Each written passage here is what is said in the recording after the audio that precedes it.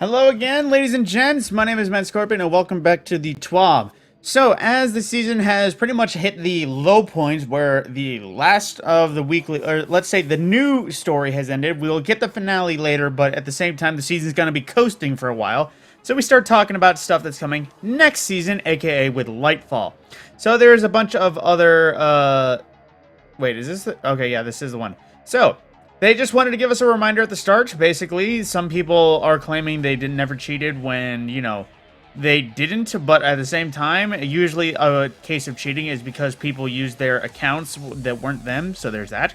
They also like to remind us that the Neomuna environment trailer has also come about. So in case anyone has not seen it, you can visit the TWAB or check YouTube to see a little glimpse of the new location we will be visiting on Neptune this coming Lightfall. So, aside from that, so they are also talking again about buildcrafting, how it's going to be working. A lot of the stuff we talked about last video. The way that loadouts are going to be a thing, mod customization, they're going to be consolidated all into a more simple system. This is going to be evolving to other things. Mod customization screen will operate. Champions are going to be counted by a subclass. Changes in how builds work, match game, elemental wells, and stuff like that in this last message. So, changes coming forward. So, red border drop rates. On January 18th, a change went live in-game that makes it easier for players to get red borders they crave in all raids with craftable weapons and the duality dungeon. Stay tuned for additional information about weapon crafting changes in Lightfall in the coming weeks. And faster dredge title gilding. Rather than requiring 30 gibbet wins to gild the title, we're changing to 50 matches completed, with bonus credits for wins. At a minimum, this reduces the number of wins needed by 5, and most players will require significantly fewer to get to where they need to be for the title. Regarding what is planned for upcoming patches. So, bye-bye blues at soft cap. It is happening starting next week. After you reach the soft gear cap, blue engrams will stop dropping in the world, whether that would have happened, and equivalent amount of additional glimmer baubles will spray out instead. We've also adjusted all other gunsmith reputation gains by plus 25%, compensating for removing gunsmith reputation from dismantling blue gear. We may not have caught every single blue engram in the game, but a vast majority should behave this way. If you find a source that still gives the blue item, please report it in our help forum so we can squash. Now, Rumble, in response to player feedback, bringing back Rumble to the Crucible screen as a permanent fixture and remove it as a rotator in the next patch. There are going to be more exciting Crucible changes coming with Lightfall, stay tuned. And Year 3 Catalyst Evolution. The Catalyst quest for the Year 3 Season Pass exotics, aka Ariana's Vow, Symmetry, Tommy's Matchbook, and Witherhoard, will now benefit from the Season Pass boost like other exotic Catalyst quests. Additionally, any other seasonal ritual playlist activity will count towards ritual progress for all Season Pass exotic quest catalysts. So, there we go. So, in case you're still working on those things and don't want to do 400 strikes, now it'll be back to, I think, about the 100 strikes it should be. Now, as well, easier exotic glaive crafting. Did you know that there are class-specific weapons? Yeah, well, guess what? We're adjusting the quest requirements to receive them to only require one portion of each weapon pattern from Wellspring weapons, as well as ensuring the first drop each daily Wellspring will have Deep Sight. So, once you have unlocked the recipe for the first exotic glaive as well, the other class recipes can be purchased by your other characters from the evidence board, so you don't need to just run Wellspring until the glaive just magically happens. So, we also have a date for the launch of the upcoming raid with Lightfall. Of course, live March 10th, 2023 at 9 a.m. Pacific, aka 1 o'clock Eastern. So, there we go. Second Friday in March, another world first who's going to get it. Blah, blah, blah. Probably, hopefully not the same person who's got it 3 times in a row, because at that point, then it's just boring. Then, of course, they want to talk some stuff about matchmaking. So, with the Rituals team, Season 19, we added Fireteam-based matchmaking, and as before, we're continuing revealing the analytics and player feedback to adjust our configurations as necessary. Fireteam-based matchmaking is the first step towards enabling a fair playing field for fire teams of all sizes and eliminating the need for freelance modes. As we grow more confident in our settings, expect to see fewer freelance nodes beginning with Iron Banner. So that's an important thing, or adjusting matchmaking so that hopefully one day they won't need freelance so people don't feel like they're being too overpowered. And we've gotten sufficient data than this from players and in terms of we extend the Fireteam matchmaking features to trials and eventually competitive 3v3. So there is a bunch of other stuff they talk about, and they do go on to a long rant about skill-based matchmaking and stuff. But there is a lot of details here that if, in case any of this is you're curious about how skill-based matchmaking is going to be changing in the future, I would recommend reading it yourself because I'm just kind of skipping through it. Now, Airborne effectiveness details. Now, basically, they mentioned before that we're going to getting a lot of buffs to primary weapons to make primary airborne effectiveness feel, well, effective.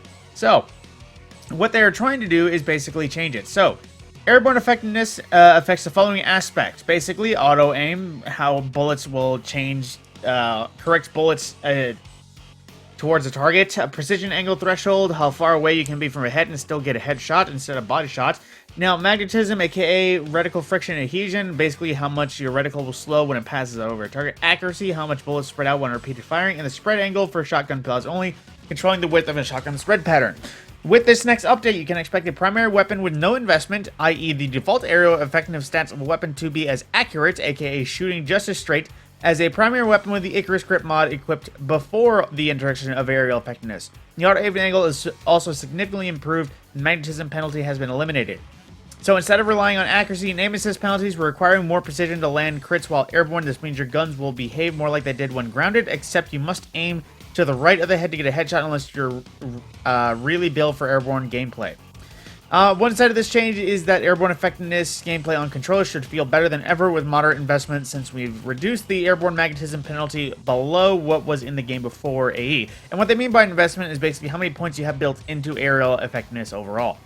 We still don't want it to be too easy to build aerial effectiveness with special weapons, but we do believe we have space to reduce penalties on shotguns and sniper rifles. We may revisit this later. In playtesting, this makes baseline airborne gunplay feel substantially better, and building into higher airborne effectiveness more rewarding. So for specifics, primary weapons. Reduce all primary weapon auto aim, aka bullet bend penalties by 60% at 0 airborne effectiveness for both MNK and keyboard, and controller. Increase precision angle, how far off ahead you can be to still have auto aim give you a headshot instead of a body shot, by 50% at 100 aerial effectiveness. Change the curve to be exponential so you get more benefit at the high end for mouse and keyboard and controller. Removed all additional primary weapon magnetism penalties at 60 to 100 aerial effectiveness. You get a magnetism bonus compared to pre-aerial effectiveness for controller only. As well, reduced airborne accuracy penalties for all primary weapons, plus per type. Hand cannons and sidearms, 60%. Auto rifles, scout rifles, pulse rifles, submachine guns by 20, and bows by 30. Now, special weapons specifically, shotguns, or slug shotguns and sniper rifles reduce base airborne accuracy penalty by 50%, but Pelly shotguns now remove a fully removed airborne accuracy penalty. So, specifics on weapon archetypes. So, going into it, submachine guns. In general, increase damage and aim assist fall-off stats, or start at 0 range by 30%, so a little bit more range. Reduce damage and aim assist fall-off start at 100 range by 6, so a little bit more range for submachine guns. Adaptive SMGs lag behind lightweights in effectiveness, dealing more body shot damage but less crit hit damage despite sharing the same rate of fires. To narrow this gap, we have increased the critical hit multiplier, which makes them feel more rewarding in skilled hands and increases their lethality against certain resilience values. Increases critical hit multiplier from 1.44 to 1.5. Crit damage goes from 16.2 to 16.9. Inadvertently skipped Forensic Nightmare when he adjusted the zoom of other SMGs, so correcting it to also increase Forensic Nightmare, the Throne World SMG, from 13 to 14. Now, covering pulse rifles. Generally, they reduced the aim assist fall-off start at 100 range by 10%, and reduced damage fall-off start at 100 range by 5. So, there we go. A little bit, I think, more range? I think that's where it goes. But increased recoil by 20% for mouse and keyboard only. Now, as well, the Battler has been a bit of a mainstay, so they're adjusting it so that it no longer has best-in-class zoom. Its zoom is down from 20 to 18, so it is supposed to be more of the close-range hip-fire god, not the all-ranges god that it originally was. Hopefully, zoom does enough to, bring in line. But then as well for sidearms, greatly reduce the Season 18 aim assist fall-off distance buff from 30% to 20, so a little bit of a rein in there. Now, specifically for exotics, Dead Messenger can be oppressive to play against, as the triple wave pattern can be easily combined with a number of other abilities, basically a cheese gun. So reduce wave splash damage against 35%. Hopefully that doesn't result in a lot of chain kills that are way too easy. Then as well, the Dead Man's Tail tweak. They're reversing a little bit. So they removed the damage penalty for a 5-stack cranial spike. If you don't know, they've reworked it, so 5 stacks gives you a rate of fire buff, but gave you less damage. They're reducing that damage penalty, or removing it entirely. They also reduce hipfire and airborne aim assist cone angles by 25% on mouse and keyboard. That's a bit of a change for, them specifically. Reduce hipfire cone angle bonus scaling from 20% to 5. Reduce hipfire precision aim cone angle from 3 degrees to 0.8 degrees. then reduced hipfire auto aim scaler from 1.5 to 1.11. So restored its damage, but also I think killed its accuracy a bit. Now, believe it or not, they actually had to nerf Revoker again, because apparently after removing power levels from a lot of PvP modes, Revoker has come back, so they now changed it so that it now triggers on 2 misses within 6 seconds. So you have to shot twice to get the return round from Revoker. Now, in the future, coming in Lightfall, we're doing heavy weapons balancing pass, adding subclass 3.0 verbs to several exotic weapons, tuning kinetic weapons, and adding a new perk to make kinetic weapons more valuable. And post-Lightfall season, we'll be shipping some updates we're pretty chuffed about. So, more substantial changes to weapon hipfire reticles with the goal of exposing more information specific to weapon types of exotic functionality. A full auto melee setting. I believe that means pressing and holding and always meleeing. Another set of craftable reprised raids of weapons with an origin trait similar to how we did with Deep Stone Crypt weapons in Season 19. Regular seasonal and mid-season balance updates and more. Also wanted to call out one more change, this time about the Titan Exotic Gauntlet Titans Ramparts. Basically, more cooldown when use and weaker. This is to change how many people use Titan Ramparts at all times. Now, changing for some abilities. In Crucible, class ability uptime has inflated significantly over the course of last year, so increasing the base cooldown of Barricade, Thruster, and Dodge by 20%. So, the base cooldown from the increased base cooldown of the following class abilities by 20% altogether: Barricade, Thruster, and Dodge. So, both of the class abilities for Arc Titans as well as the Dodge for all Hunters, making it so that there is 8 more seconds of the Towering Barricade, 6 more seconds on the Rally Barricade, 6 more seconds on the Thruster, 5 more seconds of Marksman's Dodge for reload, and 8 more seconds of the Gambler's Dodge for melee. Now, they are also nerfing Touch of Thunder Storm Grenades just a little bit more because they didn't think that what they did before was enough, so they're hitting it a little bit harder. So now, specifically, the secondary strike damage reduced from 40 to 30, less damage on follow-up lightning strikes. Added a 0.24 second delay between the grenade's initial strike on impact and the creation of the Roaring Storm that follows people, so it's a little bit slower to follow. The Roaring Storm's travel speed now begins at 1.5 meters per second and ramps up over 1.3 seconds to a maximum of 3 meters per second. This previously traveled at a flat rate of 3.5 meters per second, so instead of going fast altogether, it goes slow to fast.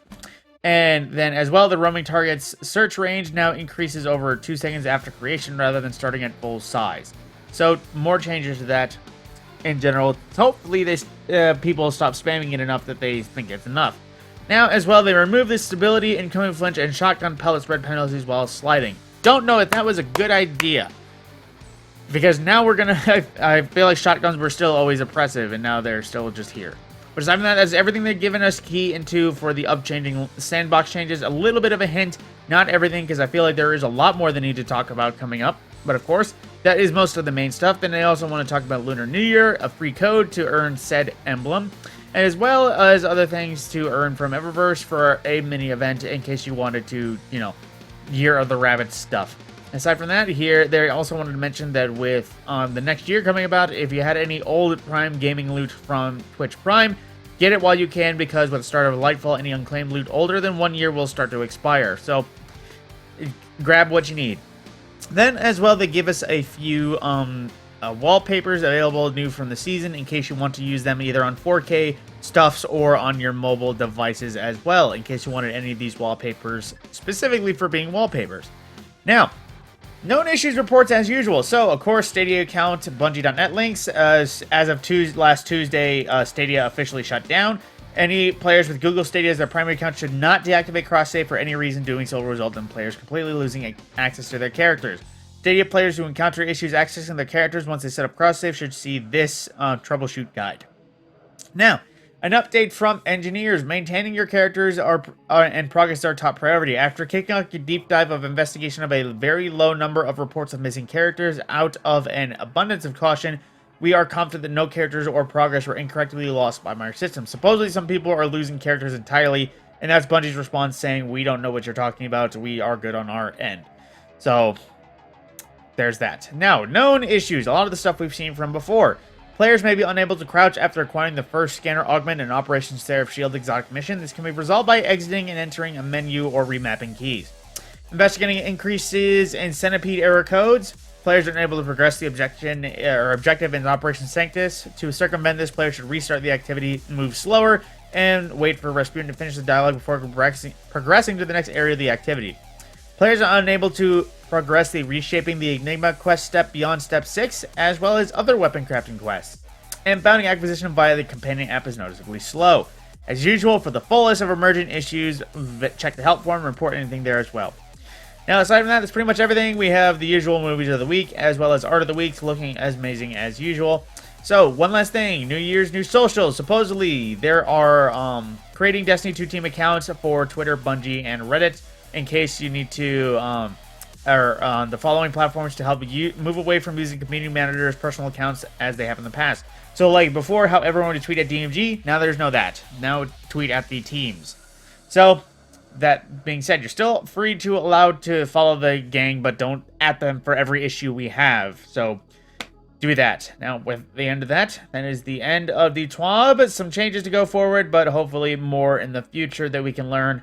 Aside from that, pretty solid. I don't know how I feel about aerial effectiveness still, since it's still just a Crucible-based thing, and I don't know. I don't like the idea of people flying and shooting all the time. The amount of clips I see of people just activating Heat Rise's grenade and sitting in some very obscure place with a sniper rifle picking people off from the edges. I don't like the way that plays. It reminds me too much of Call of Duty, where people will get into very odd spots and then just sit there and snipe from a distance while people have no clue that anyone could even get up there.